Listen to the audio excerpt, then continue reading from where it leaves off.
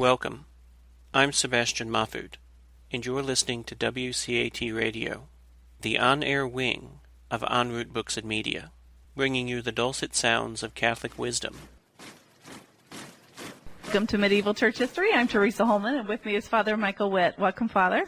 Thank you, Teresa. It's good to have you here and to be talking about church history, and we've been talking about the Crusades. Right. We got into that the last several sessions. We were looking at the reform of the church, the way that the papacy and some really incredible reformers were able to separate the church away from feudalism, and how feudalism had held the church down. No sooner had they succeeded in doing that, and they got a call from the East, the Emperor Alexius, saying, "I'm in trouble.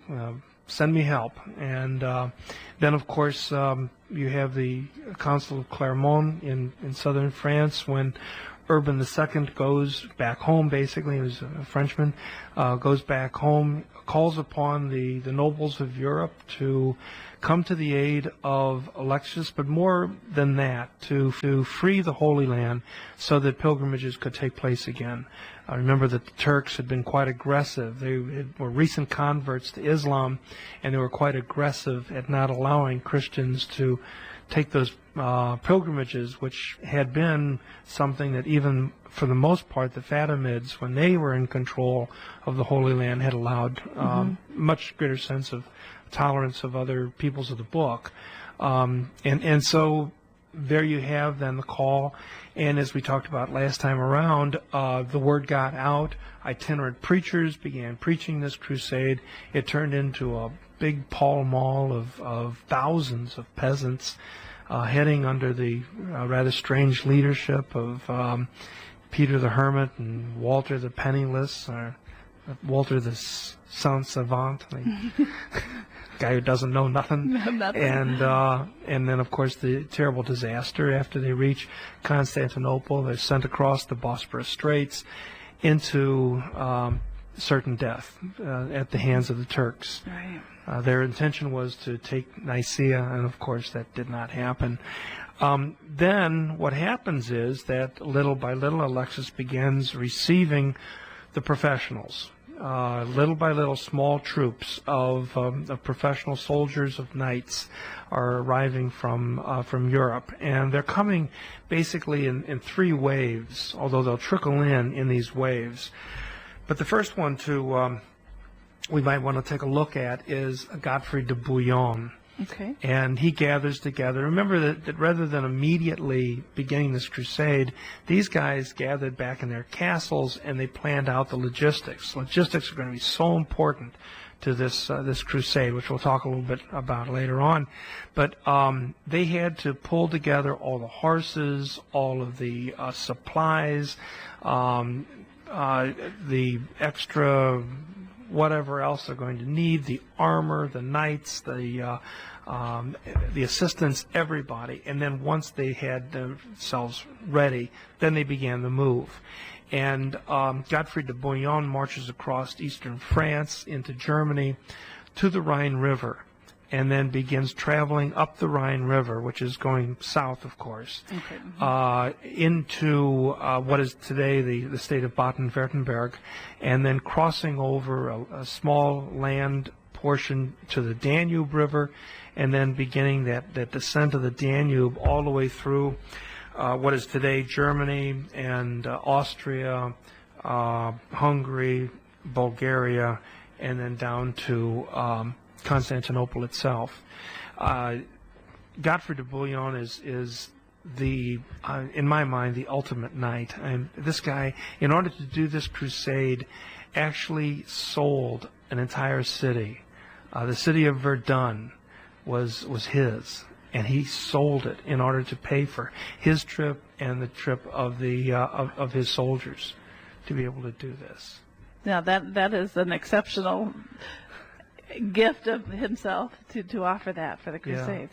Yeah. And understanding that he and others clearly understood that they might very well never see their homeland again. Right. Not only that they might die, but this is not a trip that you're going to just turn around take Air France Yeah, back, exactly. back I'm not home, just going to fly down there and conquer and turn around. Yeah. So, this was a trip of a lifetime, quite literally. Yeah, and so that's his people.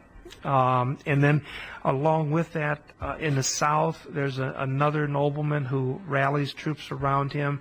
He begins moving to the east also, and this is Raymond of Toulouse. So this is southern city in France, Toulouse. And instead of going up over the Alps in order to follow the same route that Godfrey de Bouillon took, instead what he does is Raymond marches along the Mediterranean into the Po River Valley. This is a beautiful, wonderful river valley in northern Italy, and he marches across the Po, and then around Venice will make that turn upward, up around the top of the Adriatic Sea, and then around where Trieste is, and then begin heading down through the Balkans. Okay, this is rough terrain. This is Albania, Montenegro. You remember not too many years ago, words like Kosovo and Bosnia-Herzegovina and Bosnia and all the Serbs and all that. That's that territory. That's that area. And the terrain is rough and the people are rough, and they're not real happy about having these foreign soldiers come marching through. And so there were pitched battles, even as they tried to make their way through this mountainous terrain. And anyway, there were a lot of deaths. Raymond did not make it to Constantinople unscathed, And part of the problem he had to deal with, and everyone's going to have to deal with later on, is just the huge amount of food and fodder that had to be brought with them, because you couldn't expect to buy it along the way. And keeping in mind that the average horse in the Middle Ages, I don't know what they eat now, but the average horse ate 24 pounds of grain a day, of fodder a day.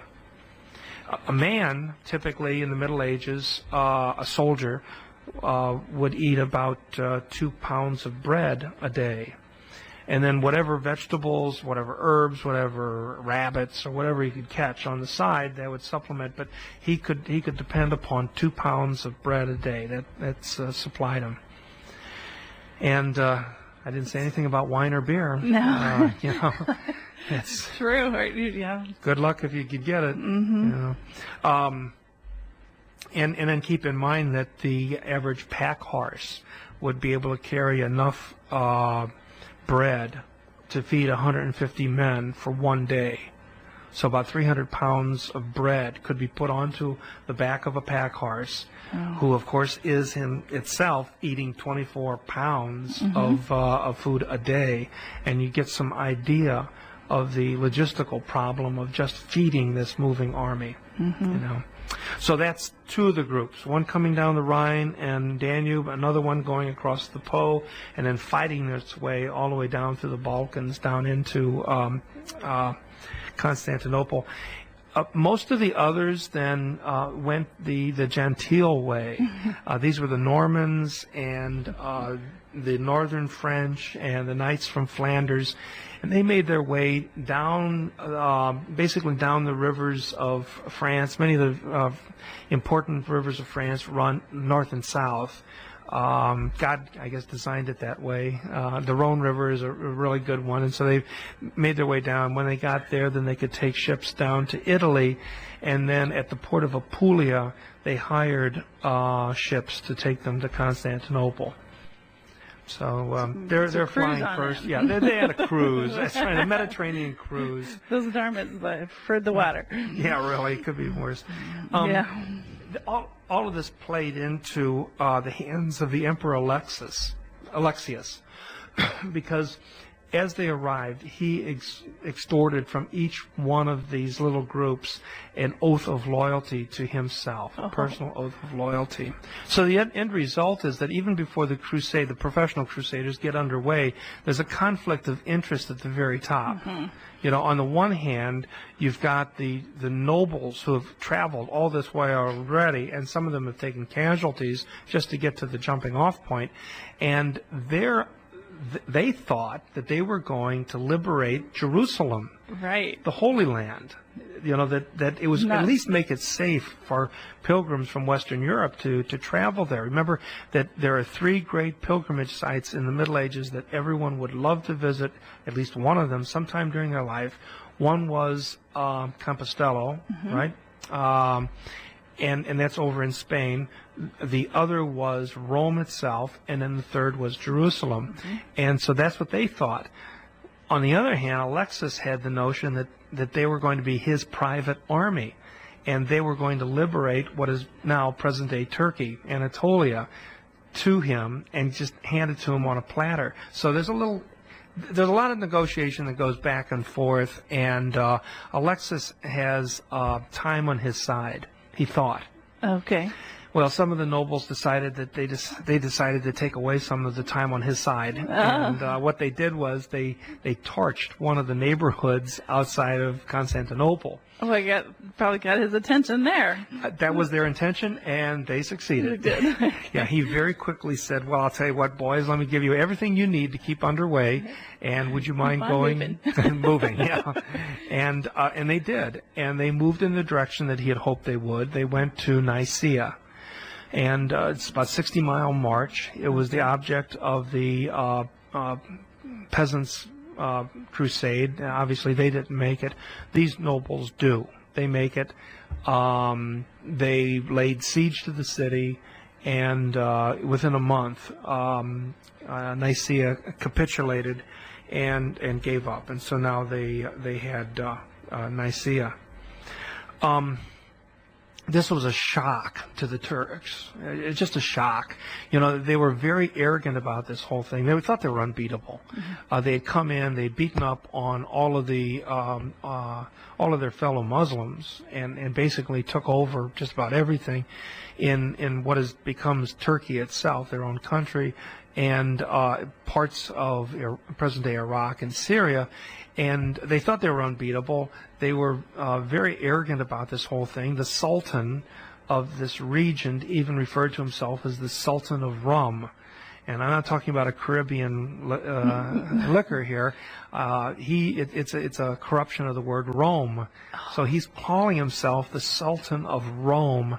Of course, he's not. Okay, but right. nonetheless, and now he's just lost his capital city. And so he then flees down to the south. Alexis is absolutely elated because the knights do exactly as they had promised they would do for him. They turned over the city of Nicaea to him. He then came in with his troops and cleaned out the Turks from that area, moving them out of that region. And of course, that helps the knights also, because then they don't have to worry about somebody attacking them from the rear. Right. Well, with the success of the siege of Nicaea, the Turks now formed together something of a new alliance coming back together. You've got the Sultan of Rum joining in with the Prince of Aleppo, the Prince of Antioch, the Prince of Damascus. And they pull their forces together in order to attack the Christian knights and hopefully drive them out of present-day Turkey again. That was their intention. Now, the knights themselves did something that it would seem to be very questionable, just tactically, and that was that they split their forces in two. Right in the face of their enemy. They knew that the Turks were going to come back, and yet they split their forces, and which would seem to be a very stupid thing to do. Yes. Yeah. However, I think you have to go back to the logistics again and look at the amount of food that they needed, and the fact that the region itself is a pretty rugged area to begin with. It doesn't have a lot of food. It's gone through a whole generation of civil wars already, so the whole production of food is disrupted, and added to that, the Turks have whenever they could get their hands on anything that's edible, they destroyed it. It's a scorched earth policy, everything with them. And so just went back and started doing some calculating on that. The army itself, the Christian army, was made up of somewhere between 2,000 and 3,000 knights. And every knight would have at least one horse. Many of them would have two. But let's just say every knight had one horse. And then added to that was somewhere between 8,000 and 12,000 infantrymen. Okay? So we're looking at a minimum of 10,000 men and at least 2,000 horses. Add to that the pack horses that had to carry enough food. That's 2 pounds of bread a day per man, right? And a pack horse can carry 300 pounds. And then add to that also the non-combatants that had to come along. Some of those would be the servants, the squires of some of the knights. You'd have others would be, you'd have to have armorers because armor breaks. You've got to have somebody to repair the armor.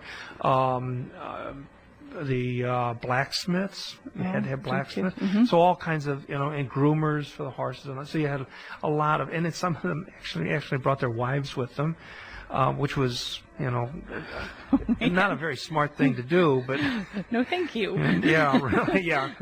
I'll stay at home and But and so I did some calculating, figuring all of this out, and I came to the conclusion. I'll just cut right to the quick on this, that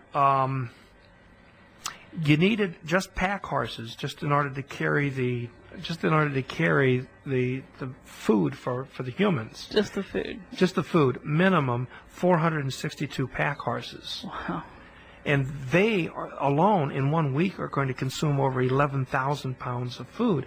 Pack horses are going to, in order to carry the bread that's needed.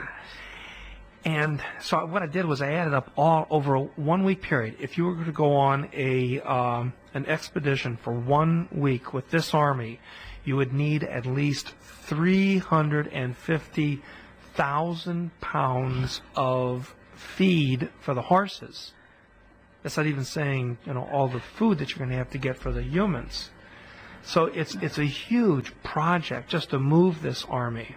Oh, it has to be tremendous, and then over the terrain that they travel. Yeah. Wow. And it would only make sense then that they would break into 2 columns and then try to scavenge as much they could from the land as they could get from the land. Well, it makes sense then why they had to. Yeah. If the land isn't producing that much, and they've got a scorched earth policy, then to try to even feed half of that 10,000 minimum would have been difficult. Yeah. They broke up into 2 columns, and the one column was under the dual command of Robert of Normandy and Bohemond. Bohemond is one of those that had come by way of ship.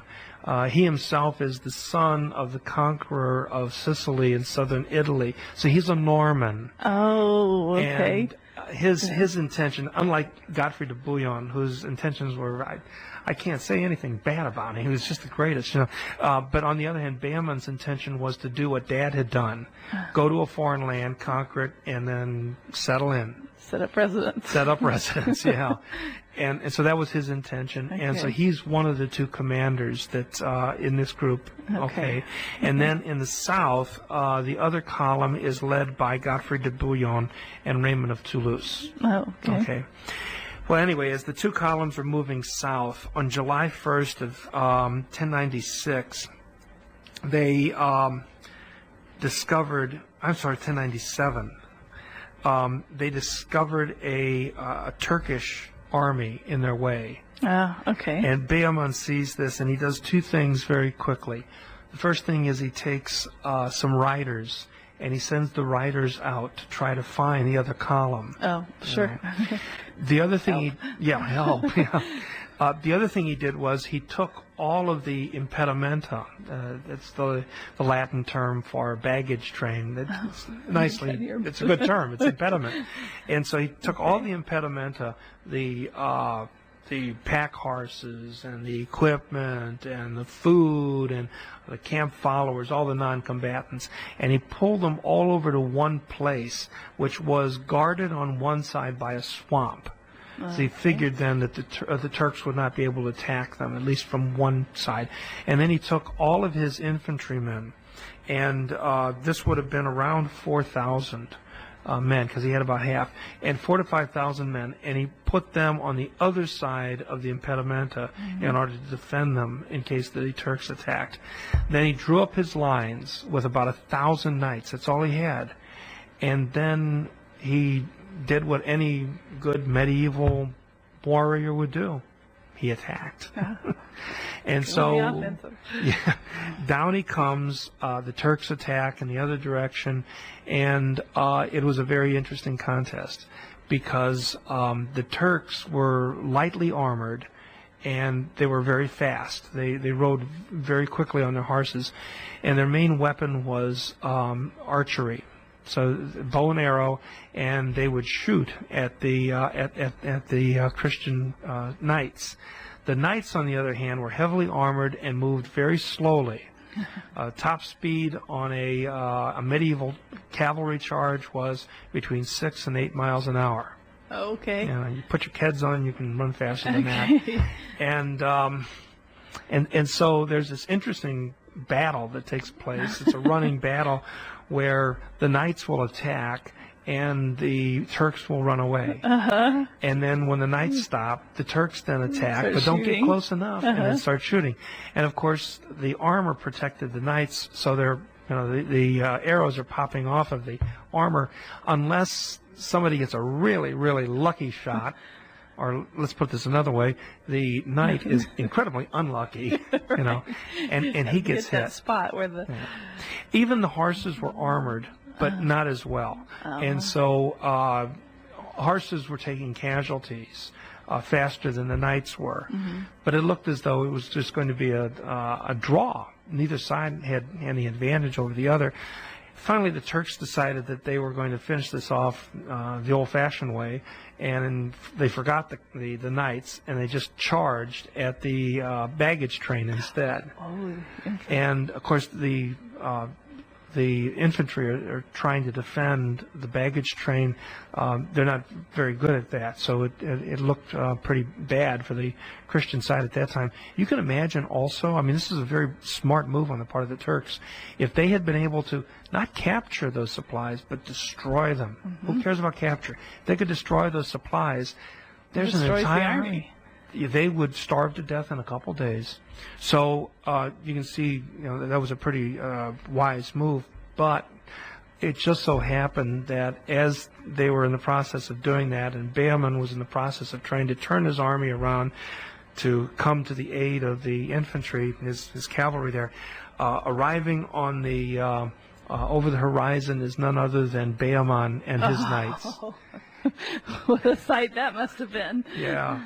Oh, I'm sorry, I said Behmen. Oh, it was the other column. Yes, right. Okay. Yeah, the other column with Godfrey de Bouillon. Yeah. Okay. Well, Godfrey comes charging down, and when he does, he catches the Turks in a pincer, where you have heavy armored knights by Behmen on the one side, heavy armored knights by Godfrey on the other, and they're crushed in between. Lots of casualties, Turkish casualties, and the end result is a great victory for the Christians. This is known as the Battle of Dorylaeum, and it is a shocker to the Turks. Right. They're not used to losing to begin with, and they're certainly not used to losing to a bunch of Christians, and so they found themselves fleeing back. It's absolutely incredible that Godfrey had actually come. It took those riders 5 hours to find him, and he was only 6 miles away. Oh my God! So it says something about the terrain again, too. Right. As they marched south, the Christian armies, as they continued their march south, now they came in contact with more and more towns that welcomed them, that provisioned them. And basically, these are Armenians These are Christians who themselves had been conquered by the Turks just a generation earlier. And now they see the Christians coming as liberators, and so they welcome them in. By October of 1097, the Crusaders have arrived at the city of Antioch. This is on the sea, on the Mediterranean Sea. And they begin to lay siege to this now second important Turkish outpost. And as they begin doing that, interestingly enough, Godfrey de Bouillon's brother decides that he's going to leave the crusading army. And he takes his men with him, and they go off to a smaller city to the east, the city of Edessa. And he conquers Edessa. Okay. Oh, I thought he was leaving to go back home. He's just splitting off again. Yeah. Okay. Yeah. He turns out leaving in order to get his own home. Yeah. And so he's not. Beeman's got a good idea there. Yeah. And this is not Beeman. No, he thought Beeman's idea was good. Yes, you're right. Yeah. And this is Godfrey's brother, for goodness sakes. Oh my gosh. His name is Baldwin. We'll see Baldwin again later on. Anyway, he gets to Edessa. Edessa surrenders to him. He then forms a little kingdom of Edessa, and everyone, of course, looks around and goes, "What about your oath to Alexis? Didn't you say we were?" And he said, we'll deal with that later." Okay, and it is dealt with a little bit later. An English fleet happens to arrive around the same time. They succeed in conquering the port of Edessa, of Antioch, but the city itself hangs out. It still holds on behind its walls. Okay. And all throughout the winter, there is a siege that takes place. The Christians are sieging the Turks in Antioch. The Turks then siege the siegers on the outside, and ultimately they receive the Crusaders receive a very strange invitation from the Muslims in Egypt. Now, these are Fatimids. Okay, they're Shias, and they basically said, we really don't like these Turks any more than you do. Would you be interested in being allies? And there is this alliance that's built between Muslim Egyptians on the one hand and Western European Crusaders on the other, in order to take and conquer the city of Antioch. Well, interesting thing happens. Well, and this shows us a little bit of the shifting sands of this whole thing. We have this constant concept of this being some kind of a black and white war between Christians and Muslims, or Western Europeans and Middle Easterners, or Arabs, or Franks and Arabs and all that. This is not cowboys and Indians. This is much more complicated than that, and we'll find shifting alliances that take place. And there's one example of it. Yeah. Right at the moment of victory, at the moment in which it looks like Antioch is going to fall, one of the Christian knights panics and fled with his men toward the coast, going south and toward the coast. His name is Stephen of Blois, and he reaches the coast at a little village there called Philomelium. And at Philomelium, he runs into none other than the Emperor Alexius, who has just brought a navy and an army. And Alexius is the reason he's done that is that he's decided he's going to throw some of his military weight in to help the Crusaders too. Well, Stephen of Blois arrives, and Alexius goes, "What's the news from the front?" And he goes, "Terrible, we're losing. We're all going to be slaughtered." And Alexius goes, "Oh my goodness, I better get out of here. So he takes his army and his navy and Stephen and his men all the way back to Constantinople. Oh, no. So instead of helping the Crusaders, he turns around and runs away. Yeah. It's called the desertion of Philomelium. And when the Crusaders found out about this, they turned around to Baldwin and said, hey, buddy, you're right. You keep Edessa, and from now on, we're keeping whatever we get to. We're not trusting this guy anymore. And so Alexius is safe back up in Constantinople. And one after another, the Crusaders then say, the heck with this oath. You deserted us at Philomelium, and that's it. The first one to do that, besides Baldwin, who had done it before the event actually happened, first one after the event was Bohemond. He had been looking for any opportunity, and this was it. Well, sure enough, the siege is successful. Antioch falls. Raymond of Toulouse then takes his men and begins to move south, heading toward Jerusalem. That's his goal. That's what he wants to do. And a little garrison is left behind in Antioch. The Christians have disagreements amongst themselves. Bohemond eventually turns around and takes the men that Raymond had left behind as a garrison and kicked them out. He says, you go join your duke. And so he stayed then in Antioch. So now, in a sense, you've got two kingdoms, little kingdoms. One is in Edessa with Baldwin, the other one with Bohemond in Antioch. And so the Crusaders continue moving south. They're a little demoralized at this point. I would think so. They keep seeing people stopping and Alexius just left with an army and you're right. It's like wait a minute, this isn't going right. This isn't what we came for. The one good thing that happened in all of this was in Antioch itself. After Antioch had been taken, they went into what had been Christian churches and Christian, this is an ancient Christian site, of course, and they found something that had been hidden there for centuries. And what it was the tip of a lance, the tip of a Roman lance. And for centuries, Christians from at least the 3rd century or earlier had identified this particular weapon as being the weapon that pierced the side of Christ. It was considered to be the Holy Lance.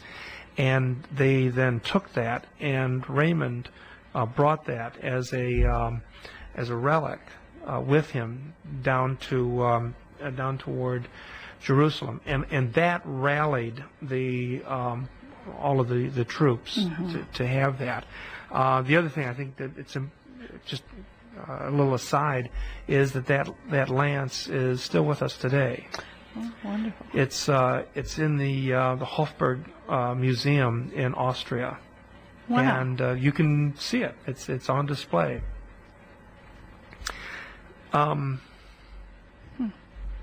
Most of the Crusaders then began moving south. And as they did, the Fatimids down in Egypt said, excuse me, but where are you going? And they said, to Jerusalem. And they said, well, wait a minute, that wasn't part of our understanding. We were just going to, you guys and us guys, we were going to take care of the Turks, remember that? And the Crusaders said, hey, wait a minute, our object is to go to Jerusalem. And so there was a falling out between the two former allies, and as the Crusaders moved on, they went city by city, causing the surrender of each of these Fatimid cities. Beirut, in present-day Lebanon, Acre, which becomes one of the great Christian sites in the Latin kingdoms, Caesarea on the sea, and then on the 7th of June, 1099, they arrive at the walls of Jerusalem. They had lost 80% of their men. That's another thing that people don't realize, is that only 20% of those who had started out actually made it. We were talking about a trip of a lifetime. There it was. Yeah. Just incredible. The other thing people don't realize is that there they were standing looking at these huge, huge walls, and they looked at each other and go, how do we get in? They had forgotten to bring any siege material. Oh, no. All they had was one ladder. Oh my gosh. Oh no. Well, as we were talking about what the horses were carrying, I'm thinking, well, what about all they had to carry all the weapons and everything? They didn't. They forgot them. Yeah. Oops. Yeah. Oh my God. What can you say? This is not going to be an easy nut to crack. I mean, they had not the walls of Jerusalem. No, that's for sure. I mean, even after the Romans had destroyed it in 70 A.D. and then a half century later, they eventually did build it back up into a great city, and so there was no way to get in. And not only this, the Fatimids were not stupid. First thing they did was when they knew the Christians were coming, they took all the Christians that were living in Jerusalem and they kicked them out. So there was no possibility of a fifth column. Actually, they didn't kick them all out. There was a few men who were allowed to stay there because they were doing good deeds. Mm-hmm. These are Christians, and we'll talk about them in another program because they are the kernel, they're the seed that forms together the Hospitallers. Oh. And they are actually in the city of Jerusalem during the siege itself. Okay. Yeah. Really fascinating story about those guys. But anyway, everyone else is kicked out. Not only this, but when they started scouring around the lands, they thought, well, we'll just put up a siege. Well, that's not going to be possible because their army is so tiny. They couldn't even surround the city with an army. And to make matters worse, they discovered that all of the wells within miles of Jerusalem had all been poisoned. Mm-hmm. So the Fatimids knew what they were doing. Mm-hmm. You know, they had it all taken care of.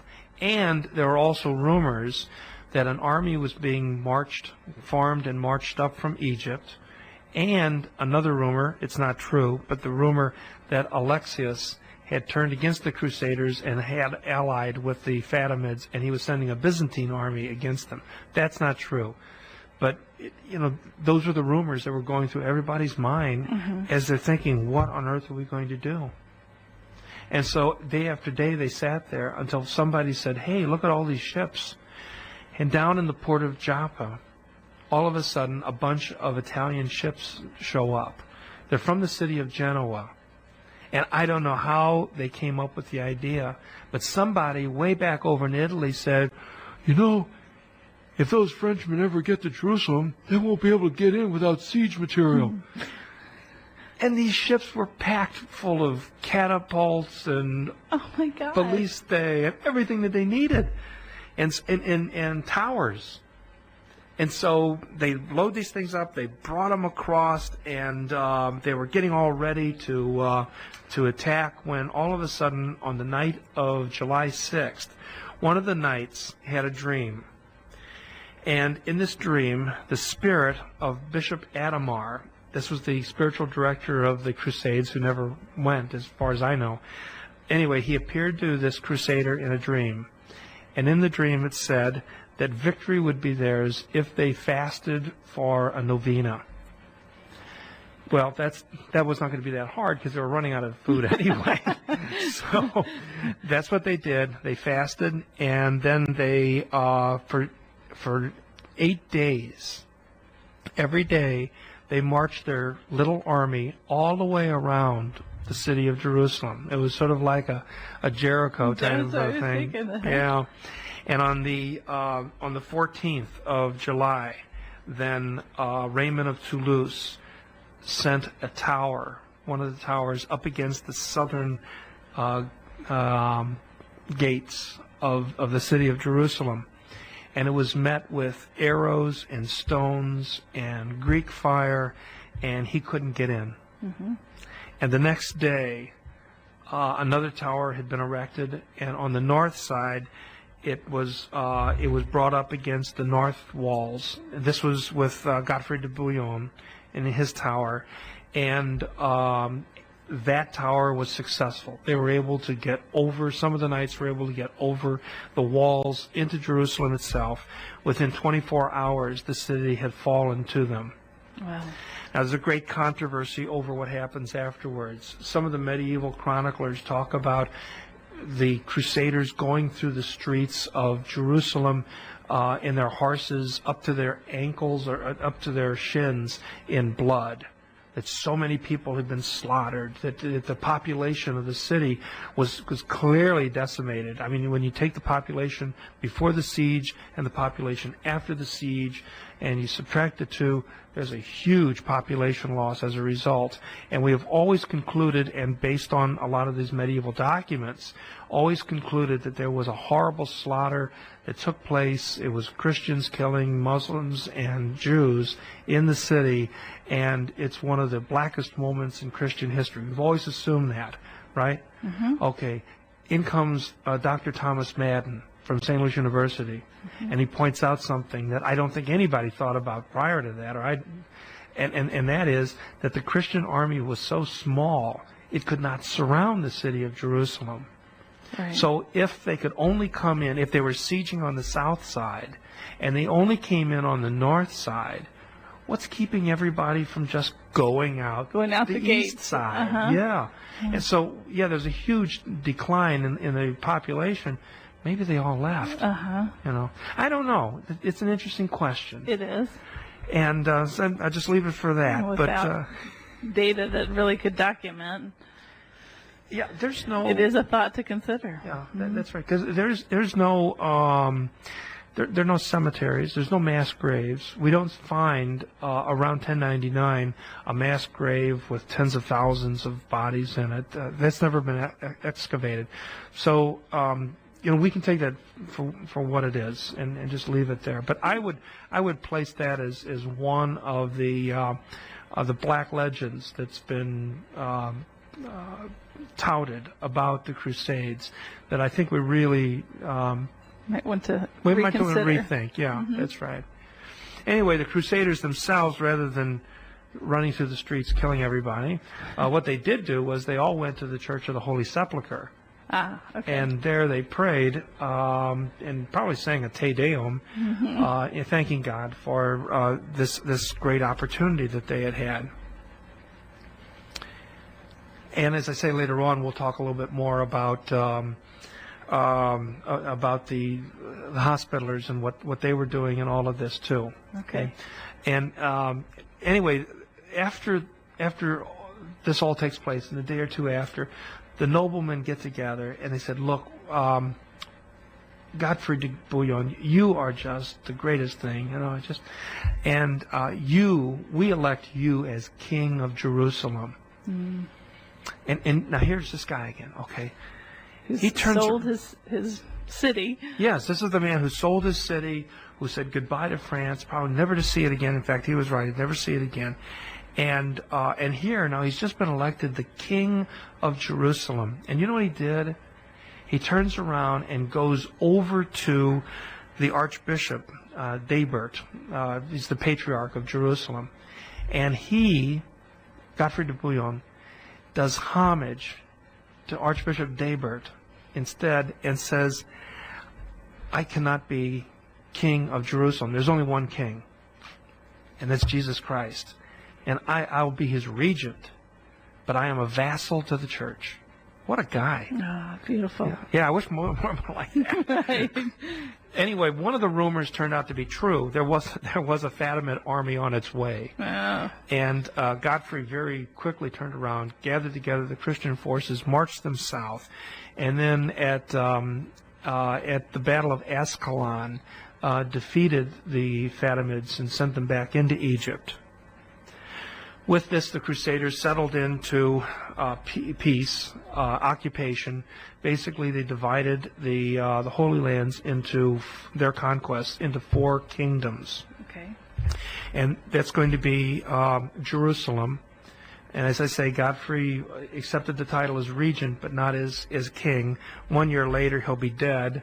And his brother will be elected, Baldwin, remember, from Edessa. Oh, uh-huh. He looks at Edessa, he looks at Jerusalem, he likes Jerusalem better, and he comes down. And he did not pay homage to the archbishop there. He becomes king of Jerusalem. Okay. That's one kingdom. Another one is Tripoli. Another one is Antioch. And then the other is Edessa itself. This is a Latin kingdom that runs in the Middle East 600 miles long. but in some spots is no more than 10 miles wide. No more than 10 miles wide. Wow. You know, and the only thing that keeps it alive is a constant supply coming in from Italian city-states. Yeah. Thank goodness those ships were there. Yes. Yeah. Huh. Well, in the meantime, I should say something about Boehman. And he's in Antioch, right? Mm-hmm. Okay, you'd think he'd be happy, you know, but he's not. He is so upset. This is a guy who is obsessed. He is so upset with the very thought of Alexius that he's decided he's going to punish him. Okay. And what he does is he returns to Italy. Boehman leaves his conquered, you know, he that was his objective. Mm-hmm. But instead he goes back to Italy, to Sicily, to southern Italy, raises an army, and then invades the Byzantine Empire. Oh, no. Yeah. Oh, no. He's going to punish Alexius for the desertion at Philomelium. They met in Albania, the two armies, in the Battle of Durazzo, and his army is defeated. Boehman's army is defeated. He's captured. He is humiliated by Alexius, and he's made to take certain oaths, and then he's freed. And when he goes back to Italy, he dies a broken man in 1111 A.D. One of the oaths that he had made was concerning the city of Antioch. He had promised to turn Antioch over to Alexius. Now, there was no way he could deliver on that anyway. He had already given Antioch to his nephew, Tancred, and Tancred was not going to honor an oath that was taken under duress, certainly not by a dead uncle. Mm-hmm.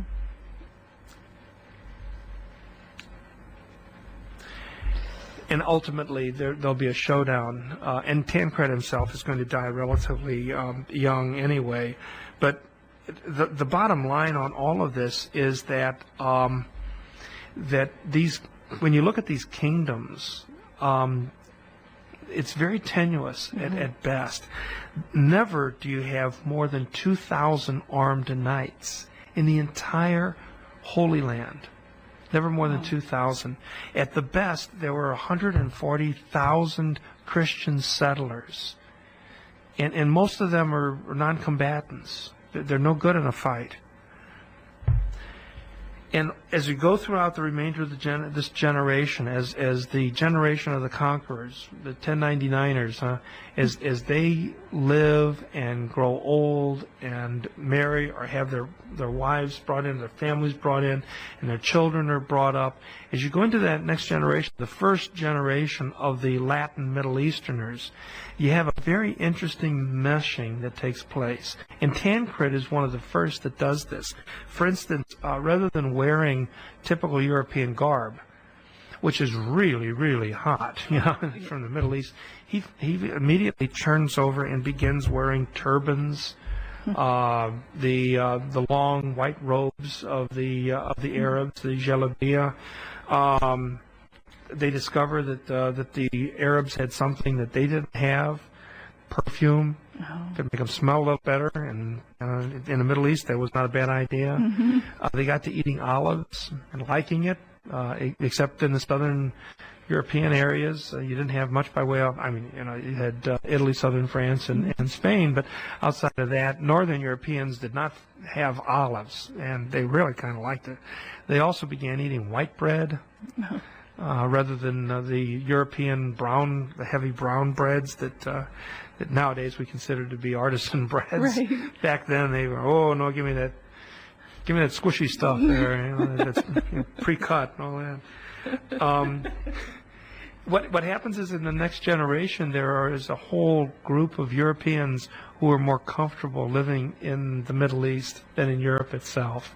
And they act like it, they dress like it, but they're Christians. Mm-hmm. And in many ways, and many of them learn Arabic, And they get along very well with the Arab populations. Again, this breaks down that myth of the Arabs versus Crusaders thing. They get along very well with the Arabs, with the Muslims, and probably the one thing that there's some animosity over is Christian women. And that's because Christian women were known to walk around without wearing veils. And not only that, but Christian women typically spoke to men who are not their husbands. And they just considered that to be women's lib. You know, in 11th century, women's lib was still too much for the Muslim world. There was some more animosity that takes place, as I say. But, you know, when you think about this battle that takes place in Durazzo, you know, remember, it was only in 1095 that Alexius had sent a letter begging for help. And now in 1108, so what we're looking at here, 13 years? 13 years later, Alexius is using his army to defeat a Christian army that's invaded his country. There's a shift, a considerable shift that's taken place in that relatively short period of time.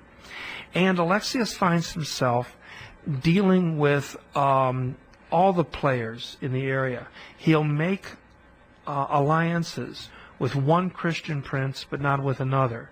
He'll make alliances with a sultan against other Christian princes. So the whole dynamic of what started out with the First Crusade is very, very different by the time it comes to an end.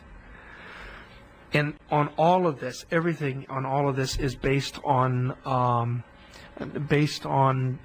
the survival is based on constant supplies via Italian city-states. That's just going to become part and parcel of the reality of this First Crusade.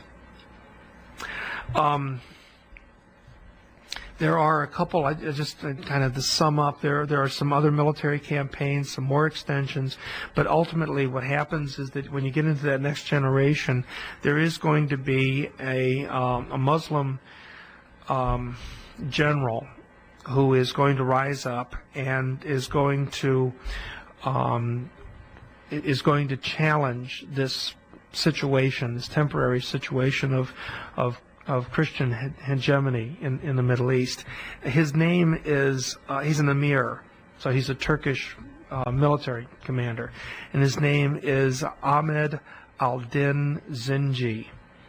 And Zinji is going to attack the city of Edessa in 1144. So this is 45 years after Jerusalem has fallen. So this is that next generation. Okay.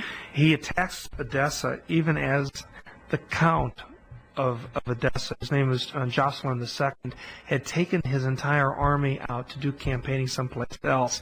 And so Edessa falls very easy on Christmas Eve of 1044. Zinji then separates out the residents, and all of the Muslim residents and all of the Syrian Christian residents he allows to go back into the city. All of the Latin Christian residents he slaughtered. 2 years later, Zinji himself is assassinated by a Muslim. But this fall of Edessa, now one of the four major cities, kingdoms of the Latin kingdoms, that fall then causes a shockwave all throughout Christian Europe. All of Christian Europe had been rooting for these crusaders. Everyone was pleased with the developments that had taken place. Everyone thought that it was going to be permanent. And now within less than 45 years, one of those cities has been destroyed, and the Christian residents, the European descended Christian residents, are all slaughtered. And now people begin talking about the possibility of a second crusade. So that's what we'll take up next time around, is the crusades that follow after this first crusade. All right. Wow. Thank you, Father. Okay. So we close with a prayer. Okay. Glory be to the Father, to the Son, and to the Holy Spirit, as it was in the beginning, is now, and ever shall be, world without end. Amen. May Almighty God bless you in the name of the Father, and of the Son, and of the Holy Spirit. Amen. Thank you, Father. Okay. We hope you enjoyed the program and will join us back for another show on WCAT Radio. This is Sebastian Mahfood. Good day.